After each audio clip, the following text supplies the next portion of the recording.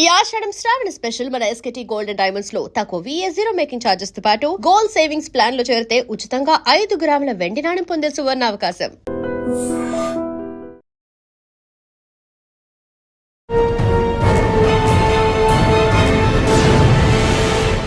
Welcome to crime diaries. ఈ వారం మన గెస్ట్ 1996 బ్యాచ్ పోలీస్ ఆఫీసర్, పేరు ఉపేంద్రబాబు, DSP, మహిళా పోలీస్ స్టేషన్, కర్నూలు.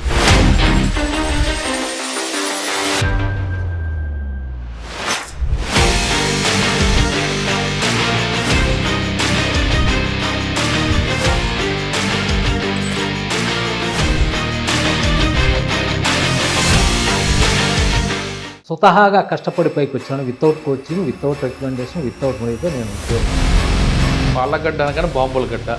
ఆ బాంబుల గడ్డలో మీరు ఎప్పుడైనా బాంబుల సౌండ్ విన్నారా? ఓన్లీ బాంబుల సౌండ్ విన్నాను. బాంబులు కూడా దాదాపు 130 అబోవ్ సీజ్ చేసినాను. దీపావళి చేసిన గ్యాప్ ఎక్కువ ఉంది.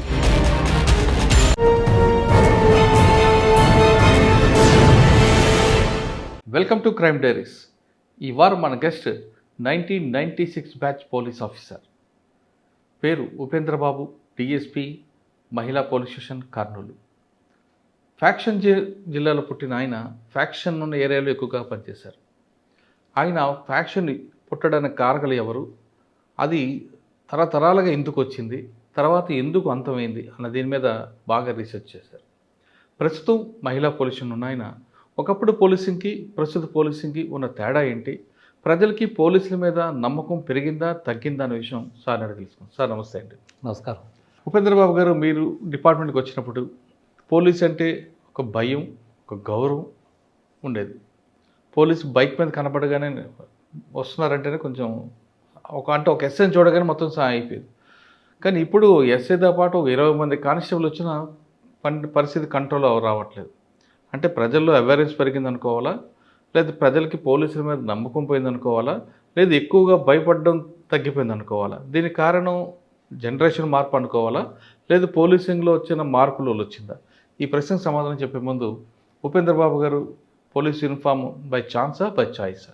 చాయిస్ ఇది నాకు. మేము గ్రామీణ ప్రాంతం నుంచి వచ్చినాను. మా father high school teacher, retired అయిన. పక్క ఈ ఊరు ఇప్పటికి కూడా ఆ ఊరికి బస్సు సౌకర్యం లేదు. ఒక మారుమూల కుగ్రామం మాల్యవంతం చెర్లోపల్లి, బత్తలపల్లి మండలం, అనంతపురం జిల్లా. ఇప్పటికి కూడా 120 హౌసెస్ ఉంటాయి అంతేను. సో నేను కష్టపడి ఎస్ఐ జాబ్ తెచ్చుకోవాలి. ఎందుకంటే అప్పుడు ఆ ఊర్లో ఒక 81 ఆ టైంలో ఒక ఇన్సిడెంట్ జరిగింది. ఒకదే నేరం చేసినాడు, ఎక్కడో నేరం చేసినారని చెప్పి ఒక కానిస్టేబుల్ ఇస్తే ఊరంతా పరారైనారు. ఊరంతా మొత్తం అంతా 3 days అట్లా.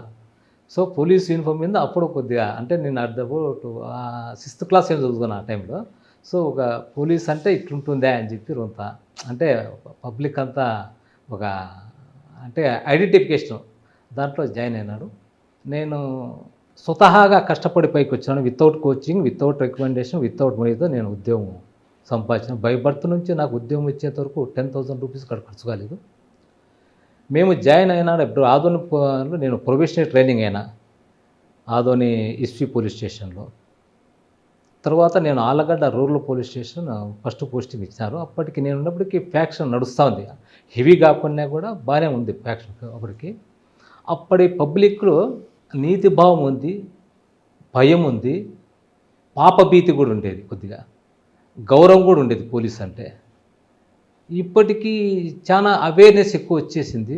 ప్రతి ఒక్కరు కూడా హక్కులు, మాకు హక్కులు అని అడుగుతాడు, బాధ్యత అనేది లేదు. అప్పుడు బాధ్యత కూడా ఉండేది, హక్కులు అనేది అడిగేవాళ్ళు తక్కువ. అప్పటి పరిస్థితులు బట్టి పోలీస్ అంటే భయం ఉండేది. ఇప్పుడు కాలానుగుణంగా, చట్టాలకు అనుగుణంగా అనేకమైన మార్పులు వచ్చినాయి. పోలీస్ అంటే ఏం చేసుకుంటారులే అనేది ఇప్పుడు ప్రస్తుతానికి ఉందన్నమాట. సరే చట్టం ఉంది, మాకు లాయర్లు ఉన్నారు, చూసుకుంటాం, కోర్టులో చూసుకుంటామని చెప్పి ఈ భావన పబ్లిక్లో చదువుకుండే వాళ్ళు ఉంది, చదువు లేని వాళ్ళు కూడా వచ్చేసింది. అంటే ఇప్పుడు హక్కులు అడుగుతున్నారు కానీ బాధ్యత లేదు. బాధ్యత అనేది దాదాపు రెస్పాన్సిబిలిటీ లేదు. 90% హక్కులు అడుగుతాడు, 10% కూడా బాధ్యత అనేది లేదు. అప్పుడు హక్కులతో పాటు బాధ్యత ఉండేది. అరే మనకు సార్ ఆ ఏరియా అంతా చూసి వచ్చారు కదా, అంటే హక్కులు బాధ్యతలు ఉన్న ప్రజలను చూశారు మీరు. హక్కులు ఓకే. ఆ ప్రజలు ఉన్న ఆలగడ్డలో మీకు వెళ్ళినప్పుడు మీకు వచ్చిన ఛాలెంజ్, ఎందుకంటే పాలగడ్డ అనగానే బాంబుల గడ్డ, ఆ బాంబుల గట్లో మీరు ఎప్పుడైనా బాంబుల సౌండ్ విన్నారా? ఓన్లీ ఆ పేర్లు గుర్తుపెట్టుకోండి. బాంబుల సౌండ్ విన్నాను. బాంబులు కూడా దాదాపు 130 అబోవ్ సీజ్ చేసినాను ఆహా. నేనే. అచ్చా. అక్కడ ఆ పరిస్థితులు ఇప్పుడు జిల్లాల వ్యాప్తంగా ఎక్కడ కూడా బాంబులు ఎక్కడ అయితే విన్నారు లేదు. మీరు అప్పుడు ఆలగడ్డలో? ఆలగడ్డ రూరల్ పోలీస్ స్టేషన్ 97, 98లో. ఈడ సంఘటన చెప్పండి ఒకసారి. అక్కడ బాంబులు అనేది మామూలుగా ఉంటాయి. ఏదైనా గొడవల్లో కానీ బాంబులు వేసుకోవడం కానీ ఏదైనా మర్డర్ చేసినా కూడా బాంబింగ్ కూడా ఉంటుంది. దానికి పగలు రాత్రి ఏం సంబంధం లేదు. ఆ సంబంధం అంటే సందర్భాన్ని బట్టి అదంతే గ్రూప్ రాజకీయాలు ఉంటాయి ఇదంతాను. అప్పుడు చదువు తక్కువ ప్లస్ రాజకీయాలను బట్టి పోకోకుంటే మళ్ళీ మమ్మల్ని ఏమైనా ఇచ్చేస్తారని చెప్పి ఆ టైంలో పబ్లిక్ వాళ్ళ అది రాజకీయాలు మెయింటైన్ చేసేవాళ్ళు అట్లా. ఓకే. అంటే రాజకీయం మీరు విన్నానంటున్నారు కాబట్టి ఒక సంఘటన చెప్పండి. వినే సంఘటన, చూసిన సంఘటన. చూసిన సంఘటన నేను ఆలగడ రూరల్ పోలీస్ స్టేషన్లో ఉన్నాను. మధ్యాహ్నం వాడు వచ్చినాడు. ఆయనకి థ్రెట్ ఉందని తెలుసు. నువ్వు జాగ్రత్తగా ఉండు నాయనా, నీ మీద థ్రెట్ ఉందని చెప్పిన. జస్ట్ విత్ ఇన్ 10 మినిట్స్లోనే వాడిని బాంబు వేసి అటాక్ చేసి ఇంటికాడ చంపేసినారు. అయ్యో. అట్లా జరుగుతాడు చూసినాం. అది జస్ట్ మాట్లాడిపోయినాడు, హెచ్చరించినాము నువ్వు చాలా జాగ్రత్తగా ఉండాలని చెప్పి. 10 మినిట్స్ కల్లా సార్ మీతో మాట్లాడిపోయినా చంపేసినాడు సార్ అని చెప్పి పక్కన. మళ్ళీ పోయి చూస్తే అయ్యో. ఎట్లా అంటే పోలీస్ స్టేషన్ దగ్గర కూడా బాంబులు వేసుకున్నారా? లేలే, అంటే నా దగ్గర కాదు, బట్ అవి కూడా ఎక్కడ మన దగ్గరే ఉండదు, బట్ కొద్ది దూరంగా జరుగుతుంటాయి అట్లా. మళ్ళీ కేసులు జరుగుతూ ఉంటాయి, మళ్ళీ కేసులు పెడతా ఉంటాము. అప్పుడు పోలీసింగ్ అనేది కౌన్సిలింగ్ అంటే వేరే రకంగా ఉంటాయి. ఇప్పుడు మనం చెప్పలేము, ఆ కౌన్సిలింగ్ వేరు. సరే అయినా కూడా అవి అంటే దీపావళి నాడు కాదు, రెగ్యులర్గా రోజు వినపడుతుంటాయి బాంబులు? రోజు అనే కాదు, సందర్భం బట్టి అది ఏదన్నా రోజు అని కాదు. అది అంటే దీపావళి నాడే కాదు, మిగతా సమయంలో కూడా సందర్భంలో కానీ దీనికో అదేం కాదు అట్లా. ఆ సందర్భంగా బట్టి ఏదైనా రాజకీయ కూడా అది ఇన్సిడెంట్లు అయితే జరుగుతుంటాయి. ఎవరండి ఇప్పుడు ఎక్కువగా మీకు ట్రబుల్ బాంగర్? అప్పుడు ట్రబుల్ బాంగర్ అన్నీ మర్చిపోయినామంతా. వాళ్ళు అందరినీ తీసుకొచ్చి ఆవిడ పోలీస్ ఆఫీసర్లు చాలా గట్టిగా ఉండేవారు, మాకు పై అధికారులు కూడా. ఎవరు ఎక్కువ మీరు ఆఫీసర్ ఎవరు అప్పుడు మీకు గట్టిగా? సురేంద్రబాబు అని ఐపీఎస్ ఆఫీసరు, సంతోష్ మేరా ఐపీఎస్ ఆఫీసరు.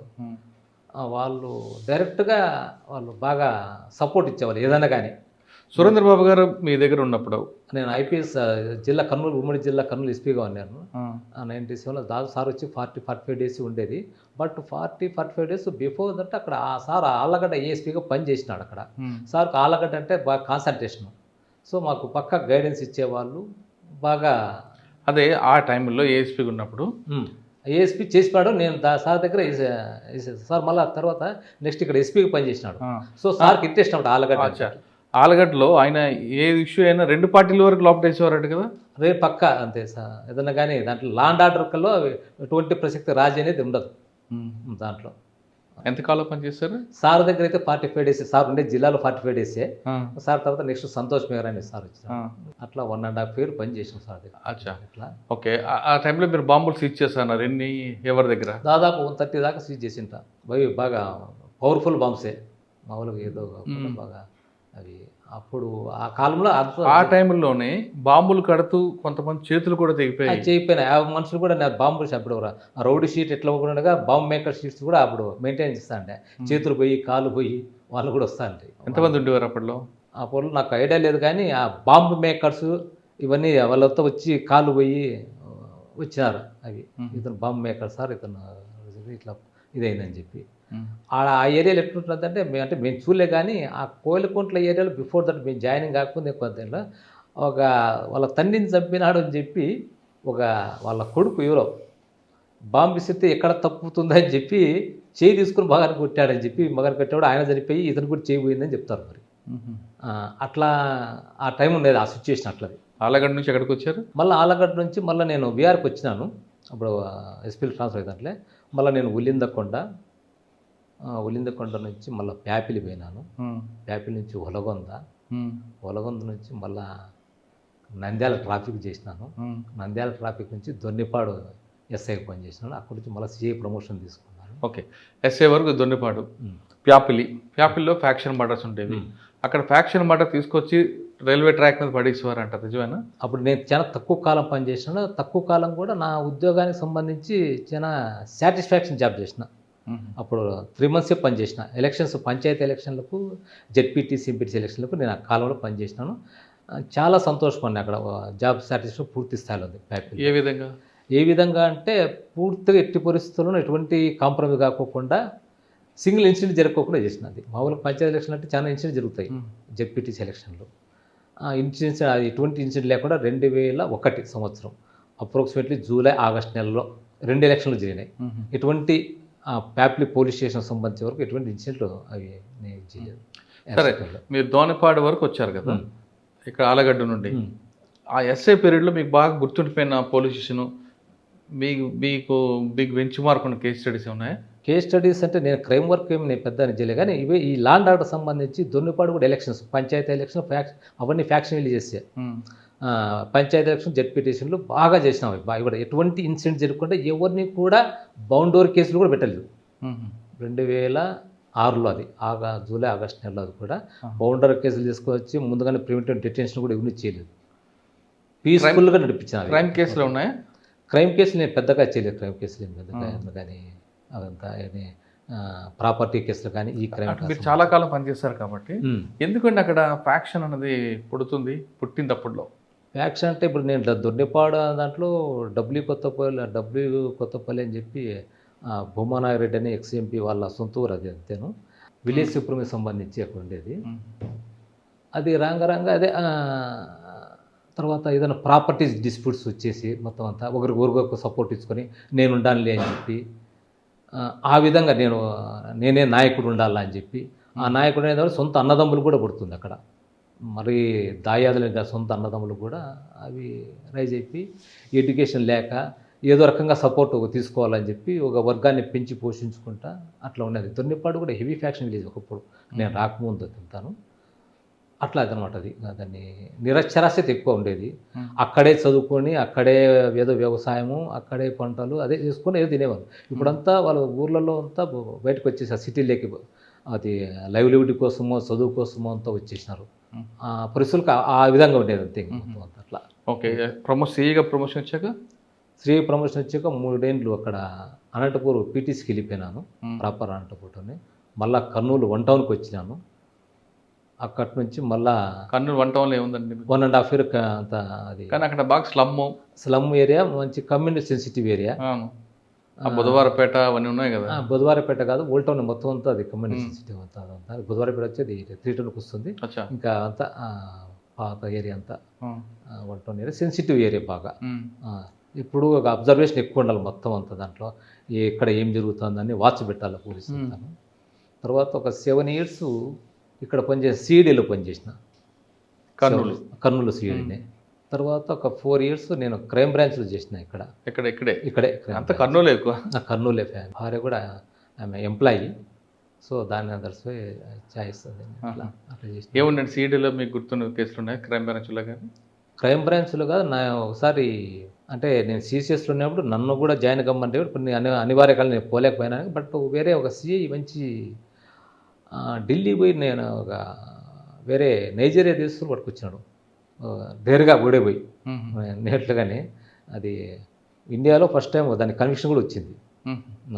ఏ కేసు? ఫ్రాడ్ కేసు సంబంధించి, ఆన్లైన్ ఫ్రాడ్ సంబంధించి.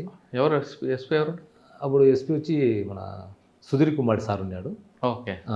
అప్పుడు ఆయన శేషయ్య అని కర్నూలు 3 టౌన్లో ఉన్నాడు ఆయన. దాన్ని పట్టుకొచ్చి నేను కూడా ఉంటాము, బట్ మేము దాంట్లో ఇన్వాల్వ్ అయ్యింది. బట్ అట్లా మాకు జాబ్ సాటిస్ఫాక్షన్లో ఎస్ఐగా ఉన్నప్పుడు నాకు దొర్నిపాడు తర్వాత ప్యాపిరి ఎలక్షన్స్ చేసిన. నంద్యాల ట్రాఫిక్లో బాగా రెగ్యులేట్ చేసిన, 4 years కంటిన్యూ చేసిన. నంద్యాల ట్రాఫిక్ బాగా రెగ్యులేట్ చేసినాను మొత్తం అంతా. అక్కడ అస్తవ్యస్తంగా ఉండేది. 4 ఏళ్ళు కంటిన్యూ చేయడం వల్ల కొంత దాన్ని స్ట్రీమ్లైన్ తీసుకొచ్చాను నేను. నంద్యాల ప్రజలకి ట్రాఫిక్ సెన్స్ ఉందా అంటారా? సెన్స్ అంటే రూట్స్ చాలా నేరోగా ఉంటాయి. ఇప్పుడు పబ్లిక్ ఉందా? పబ్లిక్ అంటే మనం పోయినాక వాళ్ళకి అవేర్నెస్ క్యాంపులు ఎన్నో పెట్టేసినాం. ఆటో డ్రైవర్లకైతేమి, బస్సు డ్రైవర్లకైతేమి మనమంతా వాళ్ళకు క్లాసెస్ తీసుకుంటాం. మహానంది టెంపుల్ దగ్గర తీసుకుపోయి దాదాపు ఒక 3 days మొత్తం ఒక 1500 మంది అక్కడ భోజనాలను ఏర్పాటు చేసి వాళ్ళ క్లాసులు తీసుకొని, లైసెన్స్ లేకుంటే లైసెన్స్లు కూడా వాళ్ళందరినీ జిల్లా అధికారులతో మాట్లాడి అప్పుడు ఏర్పాటు చేసినాం నేను పనిచేసిన కాలంలో. సాధారణంగా మోటార్ వెహికల్ యాక్ట్ రాష్ట్రంగా దేశం అంతా ఒకటే ఉంటుంది కదా, కానీ నంద్యాల ఒకలాగా, కర్నూలు ఒకలాగా, ఆదోని ఒకలాగా ఎందుకు ఉంటాయండి? ఎగ్జాంపుల్ ఉమ్, కర్నూలు టౌన్లో కొండా బురుజు దగ్గర హెల్మెట్ పెట్టుకోకపోతే లైసెన్స్ చలాన్ రాస్తారు. ఇదే హెల్మెట్ లేకుండా నంద్యాల తిరగచ్చు, ఆదోని తిరగచ్చు. ఎందుకు ఆ డిఫరెన్స్ ఏంటండి? కొంత ఇప్పుడు హెల్మెట్ అనేది మన సేఫ్ సైడ్ ఉండేది. అది కొన్ని సిటీల్లో కంపల్సరీ అది. ఇంకా హెల్మెట్ లేకుండా బయటికి పోకూడదు. ఇంకా కొన్ని సిటీల్లో అవి ఇంకా అది పోలీసు కొన్ని చర్యలు తీసుకోవాలా, వాళ్ళకి అవేర్నెస్ క్యాంప్ తీసుకొని వచ్చి మన సేఫ్ సైడ్, ఎందుకంటే మన మీద ఆధారపడి హెల్మెట్ అనేది సిటీ అయినా రూరల్ అయినా పడితే తలకి అదే కలుగుతుంది, అదే రోడ్డు తెలియదు. అదే అవేర్నెస్ తీసుకొని రావాలి పబ్లిక్లో కానీ కాలేజీల్లో కానీ అదే అంటున్నా నేను. మొత్తం అంతా. ఇప్పుడు కర్నూలు టౌన్ వచ్చేసరికి ఎంబీ యాక్ట్ హెల్మెట్ పెట్టాలి మస్ట్ గా స్ట్రిక్ట్గా ఇంప్లిమెంట్ చేస్తారు సిటీలో. అదే మీరు రూరల్ వచ్చేసరికి ఎందుకు కాదు అంటున్నారు? రూరల్లో యాక్సిడెంట్ కావాలి, లేదా అక్కడ పడితే తలకి దెబ్బ తగలదా? ఒకటి కర్నూలు సిటీలో ఏదైనా కానీ అంటే పోలీసింగ్ ఎక్కువ ఉంటుంది, రూరల్లో వచ్చే తక్కువ మంది ఉంటారు, మళ్ళీ వేరే డిఫరెంట్ డ్యూటీస్ ఉంటాయి. ఊరిని అడిగిందంటే జస్ట్ ఇక్కడే సార్, జస్ట్ 1 కిలోమీటర్ అర్ధ కిలోమీటర్ సార్ పోతున్నాం సార్, జస్ట్ దానికి పెట్టుకోలేదని చెప్పి ఇది చేస్తాంట. అవి కొన్ని ఛాన్సెస్ ఉన్నాయి. బట్ ఏదేమైనా కూడా హెల్మెట్ ఇది హెల్మెట్, దూరం కొంత దూరం అయినా కూడా హెల్మెట్ పెట్టుకుంటే ప్రాణం దానికి. ఇప్పుడు కర్నూలు సిటీలో పోలీస్ ఫోర్స్ ఉంది కాబట్టి ఇంప్లిమెంట్ చేస్తున్నారు. కానీ కర్నూలు హైవే ఎక్కిన తర్వాత మీరు దోన్ రూట్లో కానీ లేదంటే ఎటు వెళ్ళిన హైవే మీద రాంగ్ రూట్ లో వస్తుంటారు. రాంగ్ రూట్ లో వస్తే ప్రమాదం జరిగేది ఎవరికి ఉంటుంది? వానికి ఉంటుంది, ఆపోజిట్ పరికి ఉంటుంది, ఇద్దరికి ఉంటుంది. మరి అక్కడ ఎందుకు ట్రాఫిక్ ఇంప్లిమెంట్ కాదు రూల్?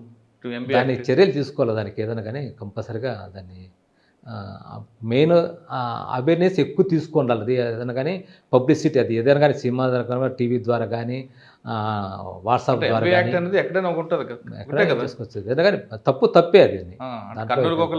అట్లా ఏముండదు, తప్పే అది. మనం అవేర్నెస్ వాళ్ళకి జనరల్గా మాట్లాడతాం. కర్నూలు ఒకటని కాదు, వేరే స్టేట్స్ ఎక్కడ తీసుకున్నా హెడ్ క్వార్టర్లో ఒకలాగా ఉంటుంది, రూరల్గా ఒకలాగా ఉంటుంది, అర్బన్ ఏరియా ఒకలాగా కనిపిస్తుంటుంది. అదే చెప్పాను, ఫోర్స్ ఎక్కువగా మొబిలైజ్గా ఉంటుంది ఇక్కడ. కానీ కొంత ఛాన్సెస్ ఏదైనా కానీ పోలీసులు పట్టుకుంటారు అనేది ఒక ఇది. తర్వాత కెమెరాస్ ఉంటాయి అని చేస్తారని చెప్పి రూరల్ ఏరియాస్ కొద్దిగా. కానీ మీరు అలాగంటున్నారు. మరి కొంతమంది ఏమంటారంటే మా ఊర్లో మాకు పట్టుకోలేదు పోలీసు, మేము అక్కడికి వెళ్తే ఎందుకు పట్టుకుంటారు, మా ఊర్లో కూడా చేయాలి కదా అంటారు. అది కరెక్టే, దాంట్లో మీరు చెప్పిన దానికి ఏకీపిస్తాను. ఇంకా అవేర్నెస్ తీసుకొని రావాలి, పోలీసులో రావాల్సిందే ఖచ్చితంగా అని చెప్పి పబ్లిక్ కూడా తీసుకొని రావాల్సింది, దానికి చర్యలు తీసుకోవచ్చలేదు. అట్లా నంద్యాల తర్వాత ఎక్కడికి వచ్చారండి? నంద్యాలలో ఇక్కడ అదే నంద్యాల నుంచి దొన్నిపాడు వెళ్ళిపోయినాను. దొన్నిపాడు నుంచి మళ్ళీ ప్రమోషన్ వచ్చి మళ్ళీ వచ్చిన తర్వాత డిఎస్పీగా మళ్ళీ అనకాపల్లి పోయినాను. ఎక్కడ? Anakapalli DSP promotion. అంటే సీఏలో మీకు మంచి గుర్తింపు ఎక్కడ ఉన్నాయి? సీఏ కాదు, డిఎస్పీగా అయితే నాకు 2 ఇన్సిడెంట్లు బాగా గుర్తున్నాయి. అనకాపల్లిలో మాడుగుల నియోజకవర్గం పూర్తి స్థాయి ఇన్ఛార్జి నేను, ఎలక్షన్ సంబంధించి. Deputy CM Bodimutyalanaidu versus Bandaru Satyanarayana అని చెప్పి ఇద్దరు చేసినారు.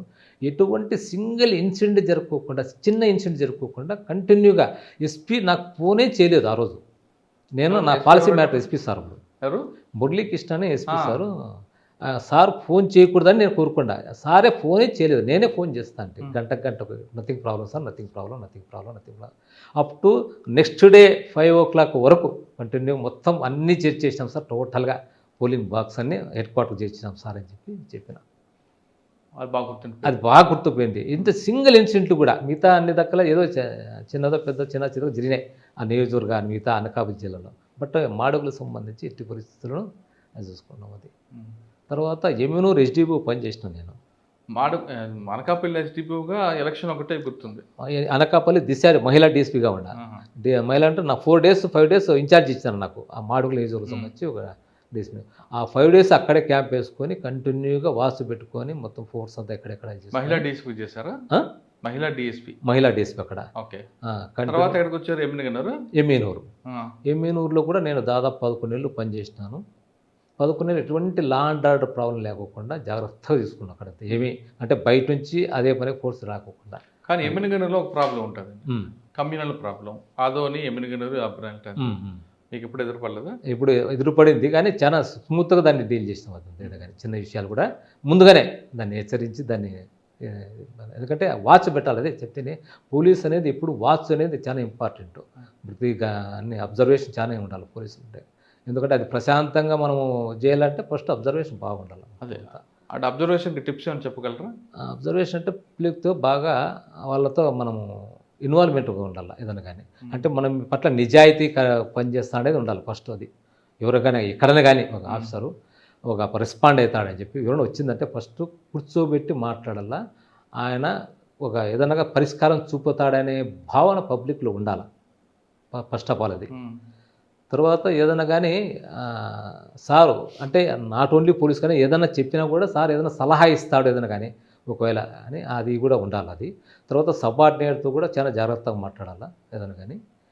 కమ్యూనికేషన్లో గ్యాప్ ఉండకూడదు. కమ్యూనికేషన్లో ఏది కూడా అదంటే పబ్లిక్ నమ్ముతారు ఏదైనా కానీ చెప్తూ ఏదైనా కానీ చేసినా లేదు సార్ లేదు. కానీ మీరు చెప్పినవన్నీ చేస్తే పబ్లిక్లో మరొక ఒపీనియన్ వస్తుంది, ఈ పోలీసు మెతక పోలీసు మనం ఏం చెప్తాను ఆడుకుంటాడనేది. మనం ఏం చెప్పినా వింటారు, మెతక పోలీసు అంటారు. మనం ఇప్పుడు అంటే పోలీసు అంటే కొంచెం హార్ష్ ఉండాలి అని కాదు, కొంచెం ఫర్మ్గా మాట్లాడితే మనం మెత్తగానే కదా ఫర్మ్గా ఉండాలి. ఒక యాక్షన్ అనేది ఫర్మ్గా ఇది కాదు అంటే కాదంటే ఎట్లా ఉండాలి అంతే. ఇంకా నువ్వు మళ్ళీ ఎక్కడ పోయినా కాదు రైట్ ఓకే అంతేగాని అట్లనా అని చెప్పి జిగ్జాగ్గా ఉండకూడదు పోలీసు. ఫర్మ్గా ఉండాలి. అట్లనే ఇంతకుముందు మాదిరిగా ఇప్పుడు మ్యాన్ హ్యాండ్లింగ్ అవన్నీ ఉంటాయి గతంలో ఇప్పుడు అటువంటి కాదు. ఇప్పుడు ఎందుకంటే ఎలక్ట్రానిక్ మీడియా పెరిగింది, సీసీ కెమెరాలు చేసినాయి, ఎక్కడ చూసినా కూడా అవేర్నెస్ పెరిగింది. ప్రతి ఒక్కరు కూడా మనము అబ్జర్వ్ మనము ప్రతిదీ కూడా అబ్జర్వ్ చేయాలి అంతే. మీరు పనిచేసిన ఎస్ఐ నుండి ఇక్కడ వరకు తీసుకుంటే ఎస్ఐ వరకు కొంచెం ఫోకల్ కానీ మిగతా నాన్ ఫోకల్ కనిపిస్తున్నాం. మీరు ఇప్పుడు బాధపడలేదు అంటే లేదు ఎప్పుడు నేనంటే నా చాయిస్ అది. ఫ్యామిలీ ఆమె హై స్కూల్ టీచరు, ఇంకా పిల్లలు ఎక్కడ చదువుకుంటున్నారు, నేను అదే పనిగా మళ్ళీ ఎక్కడో బయటికి పోయిందంటే ఇబ్బంది అవుతుందని చెప్పి నేను అదే పనిగా నా ఛాయిస్తోనే ఉండలేను. ఇవన్నీ officer posting political posting? No as on today officer posting మొత్తం. ఓకే. ఎమ్మెల్యేగారు తర్వాత వచ్చారు? ఎమ్మెల్యేగారు తర్వాత ఇక్కడికి వచ్చింది. ఓకే. దిశ పోలీస్ స్టేషన్ శక్తివా అనుకుంటా ఇది మహిళా పోలీస్ స్టేషన్. మహిళా పోలీస్ స్టేషన్లో మీరు రెండో పోస్టింగ్ ఇది? మూడో పోస్టింగ్ ఇది. ఒకటి అనకాపల్లి ఎమ్మినూరు మహిళా. ఇది ఎమ్మినూరు కూడా మహిళా police station? Emminuru sub division మహిళా పోలీస్ స్టేషన్ అయితే అనకాపల్లి ఇదే. అది మీ పోలీస్ స్టేషన్కి వచ్చే వాళ్ళ కేసులు 498 వస్తుంటాయి అని ఎక్కువగా ఫాల్స్ ఉంటాయా రియల్గా ఉంటాయా? ఇక్కడ ఉన్న వచ్చిన మహిళల కేసులకి అనకాపల్లిలో వచ్చిన మహిళల కేసులకి తేడా ఉంటుంది? సమస్య ఒకటే కనిపిస్తుందా లేదు వేరే విషయం కనిపిస్తుంది? అంటే ఆ ప్రాంతం తగ్గట్టుగా అక్కడ ఎక్కువగా వచ్చేవాళ్ళు బీదోళ్ళు ఉన్నారు. బట్ అక్కడ ఆల్కహాల్ కండిషన్ ఎక్కువ అక్కడ అనకాపల్లి ఏరియాలో.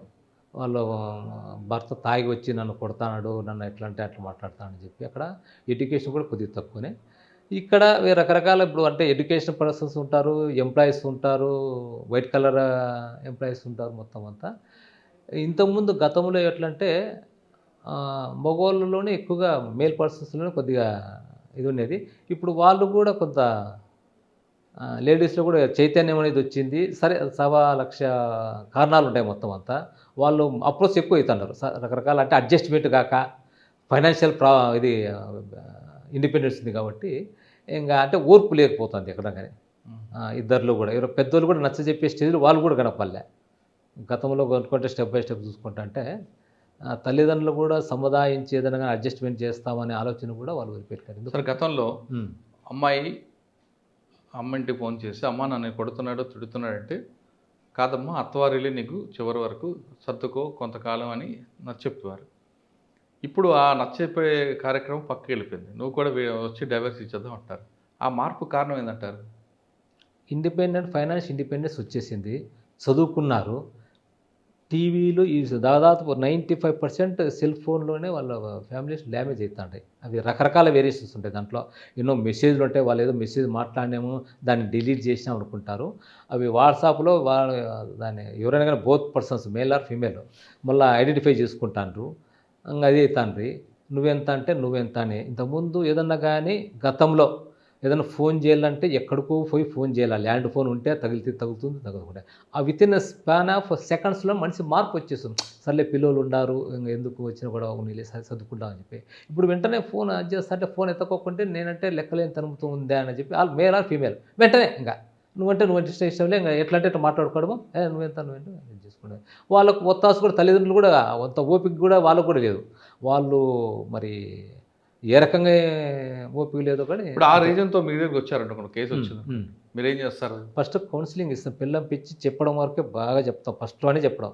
ఇక్కడ కొట్టడము తిట్టడం అనేది ఉండదు. పిల్లం పిచ్చి కౌన్సిలింగ్, ఎందుకు పెళ్లి చేసుకుంటావు, ఏం కథ, పెళ్లి చేసుకుంటే కొన్ని బాధ్యతలు అనేది బాగా గుర్తుపెట్టుకోవాలా. ఇంతకుముందు సింగిల్గా ఉంటే ఏ టైంలో ఎట్లా పోయినా కూడా అడిగేవాళ్ళు లేరు, మీ అమ్మ నాయన అంతవరకు. ఇప్పుడు భార్య అవుతుంది, వాళ్ళ పిల్లలు ఉంటారు, నీ అలవాట్లన్నీ తగ్గించుకొని ఏదైనా కానీ ఇవి చేసుకోవాలా. లేదు ఊరికే కొట్టడము తిట్టడము చేసిందంటే ఆమెకి ఏమన్నా ఏంటంటే కింద పడిందంటే నువ్వు నూకడంలోనే ఏదన్నా కానీ ఆమెకన్నా తగిలి దెబ్బలు సరిపోతే పిల్లలు అనాలు అవుతారు. లేదు ఆమె కూడా కోపం వచ్చింది నిన్నేమన్నా చేసింది ఇబ్బంది, పిల్లలు అవుతారు. ఇది జాగ్రత్తగా, లేదంటే చట్ట ప్రకారం ఇది చేసుకోండి అంతే అని చెప్పి మగవారికి చెప్తారు, లేదు ఇద్దరికీ చెప్తాం, స్మూత్గా చెప్తాం ఏదైనా కానీ. ఇట్లా మరి అమ్మాయికి ఏం చెప్తారు?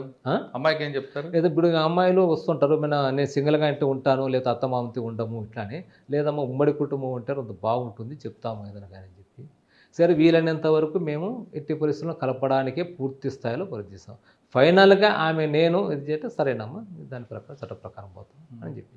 సరే కొన్ని కేసుల్లో మొమెంది అప్పర్ హ్యాండ్ అయింది అనుకోండి, అటువంటి కేసులు వస్తుంటాయి కదా? వస్తాంటే అటువంటి ఒక ఎగ్జాంపుల్ చెప్పండి వచ్చిన కేసు. ఉమెన్ అప్పర్ హ్యాండ్ వచ్చాయి, కాకపోతే మనం సర్దుకొని మనం మగవాళ్ళకు చెప్తా ఉంటాం, నైనా పిల్లలు ఉండారు ఇంకా ఒక 4-5 ఏళ్ళు పోయిందంటే వాళ్ళు కూడా స్టేజ్ వస్తారు. ఒకవేళ ఉమెన్ అప్పర్ హ్యాండ్ కేసులో ఖచ్చితంగా భార్య చేతుల్లో భర్త దెబ్బలు తింటాడు, బాంబరదలు కొడతారు, అత్త కొడతారు, మరి అప్పుడు మగవాళ్ళకి రక్షణ ఉండదా? మగవాళ్ళకు రక్షణ అనేది ఉంటుంది.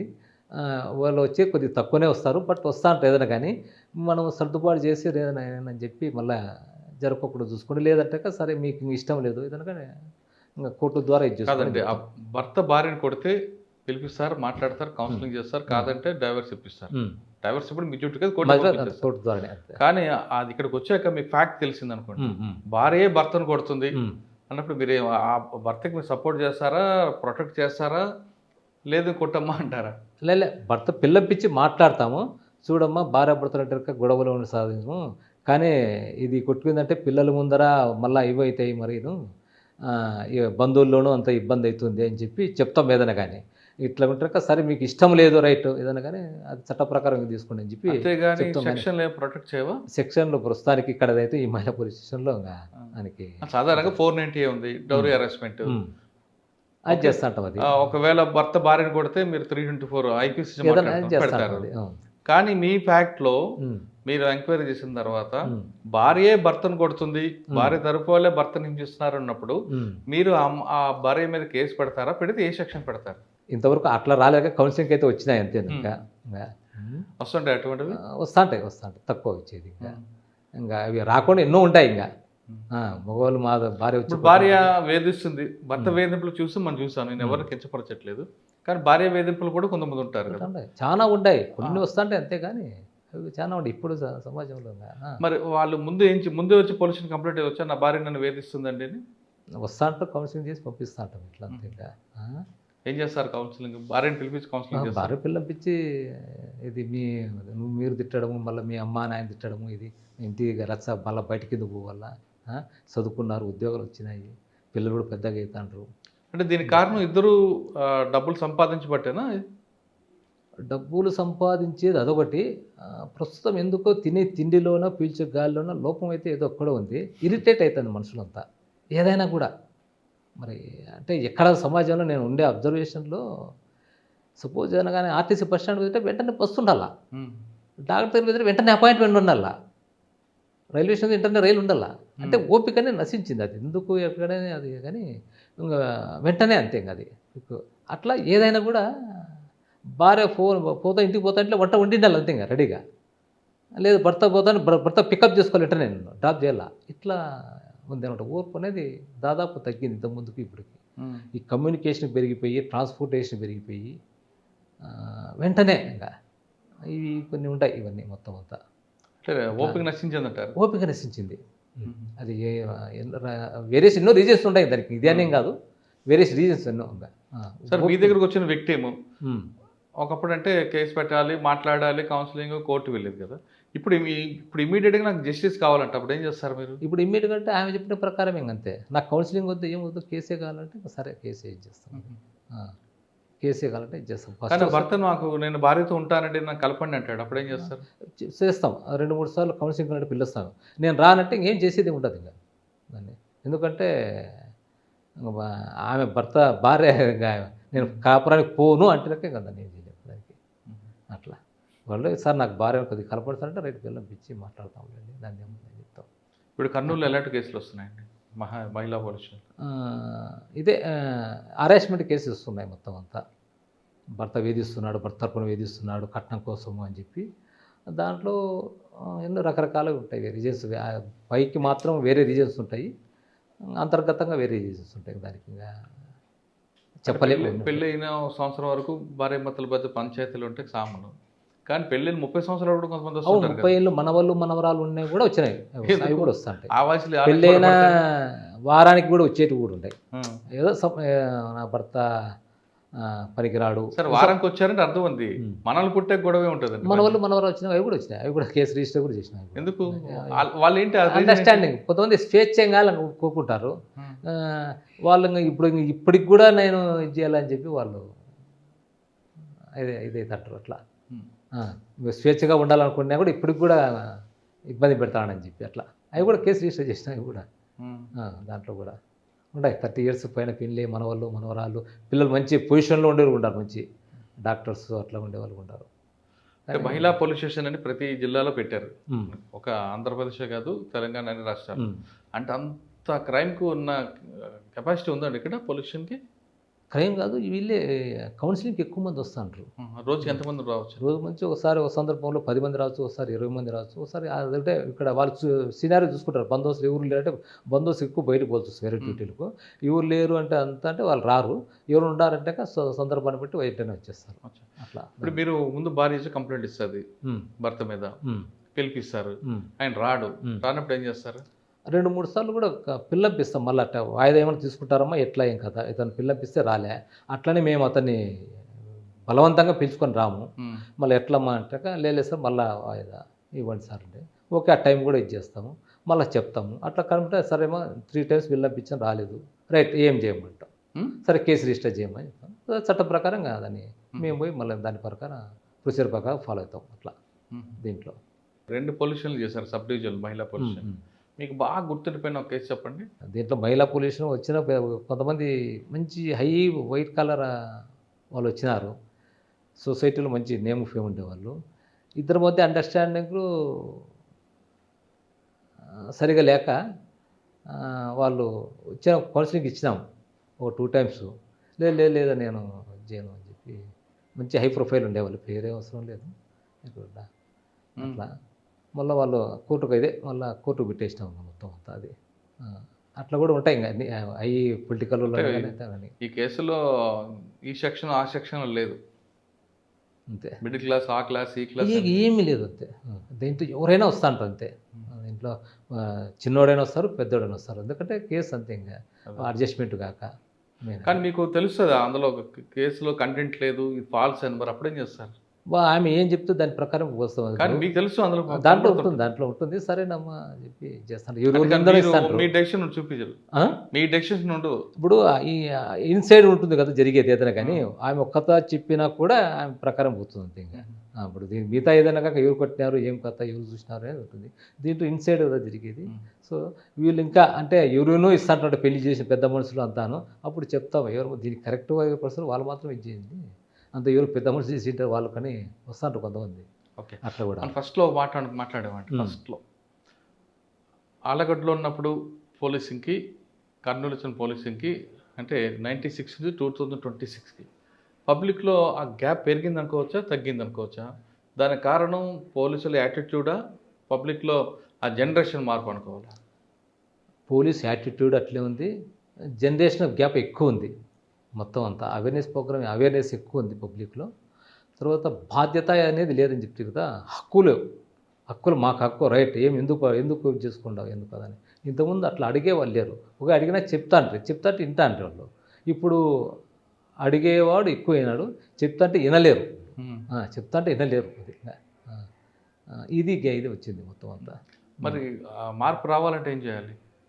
రెమెడీ అది ఎవరో చెప్తేనే కాదు, ప్రతి ఒక్కరికి సెల్ఫ్గా ఉండాలి. అది అరే మనం ఏమి మనకు ఇప్పుడు మీరు చెప్పారు ఇందాక హెల్మెట్ ఎవరో చెప్పచ్చు సార్, నేను బాగుండాలా, నా తల బాగుండాలా, రైట్ నేను పోవాలని చెప్పి అట్లా సెల్ఫ్గా ప్రతి ఒక్కరికి అది చేయాలా. అది కాలానుగుణంగా ఇప్పుడు ఎవరికైనా ఇంట్లో ఏదైనా యాక్సిడెంట్ జరిగి ఉంటుంది, వాళ్ళంతా కొద్దిగా అవేర్నెస్ వచ్చేస్తుంది. ఒక తల హెల్మెట్ పట్టుకొని వాడు నేను మా ఉన్న చనిపోయినాడు, మనం జాగ్రత్తగా ఉండాలని. అది ఒక సందర్భాన్ని బట్టి ఒక సందర్భం వచ్చింటే కొంతమందికి అవేర్నెస్ వస్తుంది. అట్లా చూడంగా, సినిమాలో చూడంగా, టీవీలో చూడంగా, వాట్సాప్లో చూడంగా రంగ అది పబ్లిక్ తెలుస్తుంది అంతే. ఇవి ఎవరో చెప్తే ఏం కాదు, ఇవి తెలుస్తుంది అది కాలానుగుణంగా. అట్లా ప్రజల్లో హక్కు కాదు బాధ్యత కూడా ఉన్నప్పుడే సొసైటీ ముందుకెళ్తుంది అంటున్నారు ఉపేందర్ గారు. హక్కులు ప్రశ్నించేటప్పుడు ఇది నా బాధ్యత కూడా ఉంది అని గుర్తుంచుకోవాలంటున్నారు. ఎక్కడ లేక నా బాధ్యత లేకుండా కేవలం హక్కుల గురించే మాట్లాడతామంటే అందరూ వెనకబడతాం తప్ప ముందుకు వెళ్ళే ప్రసక్తి లేదంటూ ఉపేందర్ గారు తనకున్న అనుభవంలో చెప్తున్నారు. ఇది వారం ఉపేందర్ గారితో ఎక్స్క్లూజివ్ ఇంటర్వ్యూ. వచ్చే వారం మరో గెస్ట్తో మళ్ళీ కలుద్దాం. అంతవరకు నమస్తే. Thank you. Thank you.